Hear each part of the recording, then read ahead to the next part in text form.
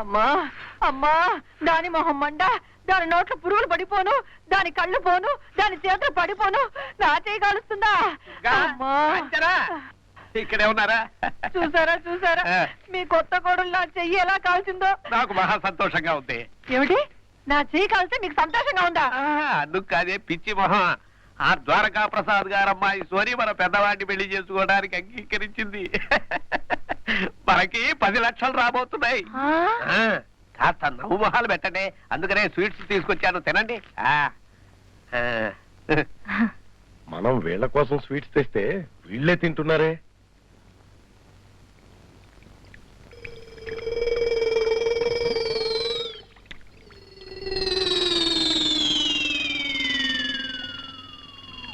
గోవిందం, ఏమిటయ్యా పాడు పని? పాడు పని కాదు అత్తగారు, ఇవి నిజంగా స్వీట్స్. అది కదయ్యా, ఈ పని ఏమిటా అని.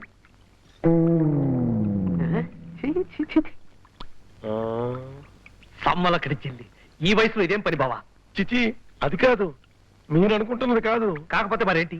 రసగుల్లాల సంచి జేబులో పెట్టాను, చిరుపో ఉంటది. ఓహో,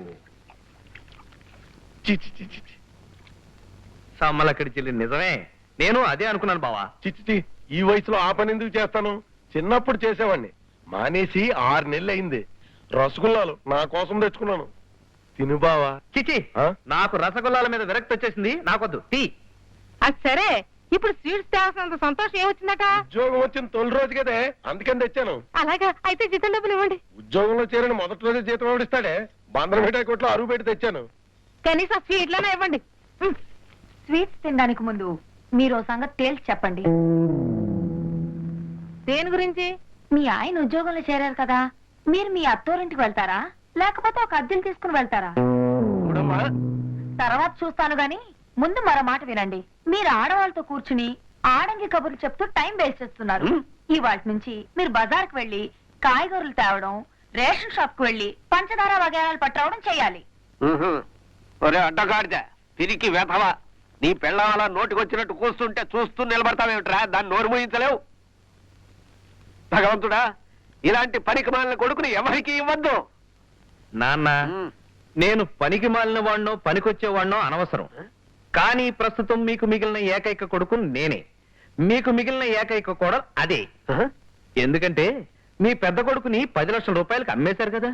అమ్మడం కాదురా, వాడు కోటీశ్వరుడికి అల్లుడు కాబోతున్నాడు. అని నీలాగా అడగకుండానే మెళ్ళో తాళి కట్టి ఇంటికి తోలుకు రాలేదు, తెలిసిందా? ఎందుకు ఏడుస్తున్నారు?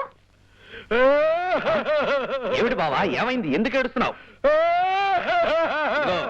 నేను అడిగింది మీద పడి ఆడవమని కాదు, ఏం జరిగిందని.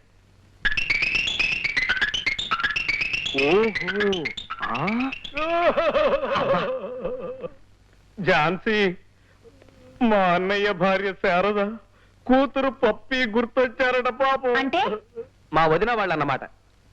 వాళ్ళని వీళ్ళు నానా రకాలుగా హింసించి దౌర్జన్యంగా ఇంట్లోంచి బయటికి పంపేశారు. పాపం ఆ తర్వాత వాళ్ళు ఆత్మహత్య కూడా చేసుకున్నారు. నిజమా అండి? ఇద్దరు ఏడుస్తున్నా, ఇంకా నమ్మకం లేదా? అంటే మీ అన్నయ్యకి ఇంతకు ముందే పెళ్ళైంది అనమాట? అవును, కూతురు కూడా ఉందని చెప్పారు కదా ఝాన్సీ. ఓహో, అలాగా. ఇప్పుడు మనం మీ అన్నయ్య కాబోయే మామగారింటికి వెళ్ళి ఈ విషయాలన్నీ చెప్పేద్దాం. పాపం వాళ్ళు మీ అన్నయ్యని బ్రహ్మచారి అనుకున్నారేమో. ఆర్యపుత్ర, అలా అనుకోవడానికి ఎంతైనా అవకాశం ఉంది ఆర్యపుత్రి. అయితే పదండి. దా. అమ్మో అమ్మో అమ్మో, కొంప మునిగింది. ఇప్పుడు ఎలాగే? వెళ్ళి చెప్తారేమో. చెప్పడానికే వెళ్తున్నారు. అమ్మో, గోపి గోపి, అమ్మాయి నాయమని చెప్పు. నువ్వు నా కూతురు లాంటి దానివి కదా, అందుకే కదా మన కుటుంబం పరువు ప్రతిష్టలు పోకూడదని ద్వారకా ప్రసాద్ గారికి అసలు విషయం చెప్పడానికి వెళ్తున్నావు కదండి? అవును కదా, సమ్మలక్కడి జిల్లి. అయ్యో, అలా చెప్పకమ్మా. అలా చెప్పడం వల్ల నీకొచ్చే లాభం ఏంటో చెప్పమ్మా. అలా అని లక్షల లాభం కోసం ఈ పని చేస్తున్నావు అనుకోకమ్మా. ఏదో పెద్దవాడి జీవితం కాస్త చిగురింపజేయాలని తప్ప చెప్పరా? చెప్పరా? ఆర్యపుత్రి, ఆర్యపుత్ర, ఈ విషయం కొద్దిగా ఆలోచించకూడదు? చించుతున్నాను. ఓకే, మీరు కూడా చెప్తున్నారు గనక ఈ విషయం ద్వారకా ప్రసాద్ గారికి చెప్పను. కానీ ఒక షరతు. షరతా? అవును, ఈ క్షణం నుంచి మీరు ఇంటి పనులన్నీ సక్రమంగా చేయాలి. చేస్తాం.